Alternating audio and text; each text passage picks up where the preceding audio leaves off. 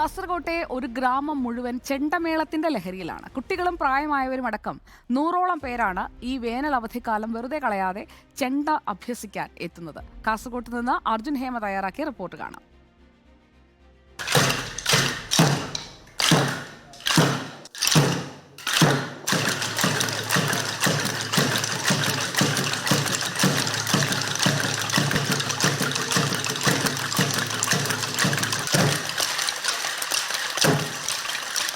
അവധിക്കാലത്തൊരു വിനോദം, കോലുകൊണ്ട് കല്ലിൽ താളം പിടിക്കൽ.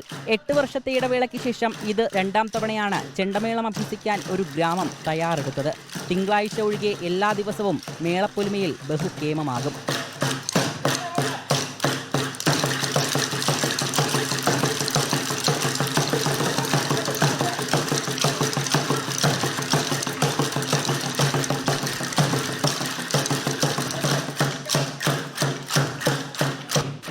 ആദ്യം പൊടിച്ചോണ്ടെല്ലാം ഉണ്ടായത് നമുക്ക് കൊട്ടാനൊന്നും അറിയില്ല, കോല് പിടിക്കാൻ അവരൊക്കെ അറിഞ്ഞുകൊണ്ടായില്ല.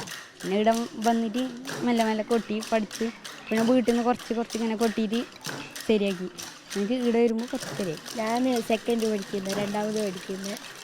അപ്പോൾ ഫസ്റ്റ് പഠിച്ചപ്പോൾ ഉണ്ടായത് ഇത് ഇഷ്ടത്തോടെ തന്നെ വന്നിട്ട് ചേർന്നത്. ഇപ്പോൾ ഇടവിട്ടല്ലേ 2ാമത് ചേർന്നത്, അതുകൊണ്ട് കുറച്ച് കൈവേദനയൊക്കെ ഉണ്ടായി. ഇപ്പോൾ അത് ശരിയായി വരുന്നുണ്ട്. ഫസ്റ്റ് ഒന്നും അറിയുന്നുണ്ടായില്ല.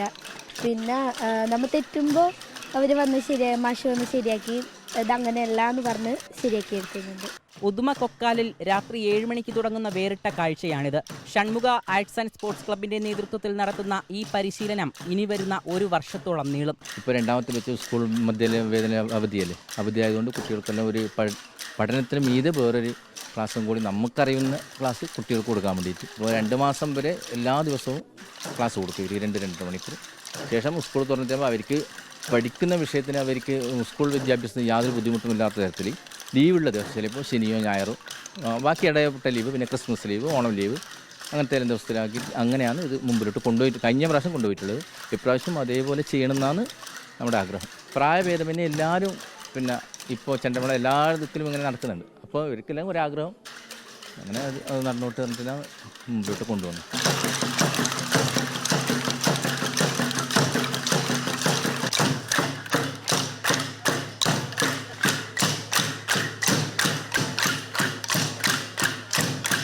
മേളം അഭ്യസിച്ച് അവസാന ദിവസങ്ങളിൽ മാത്രമാണ് ചെണ്ട കൈമാറുന്നത്.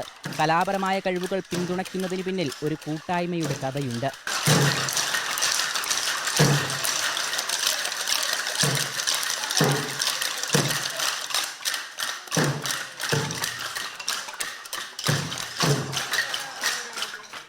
നീണ്ട 2 മണിക്കൂർ മാഷും കുട്ടികളും തളരുന്നില്ല.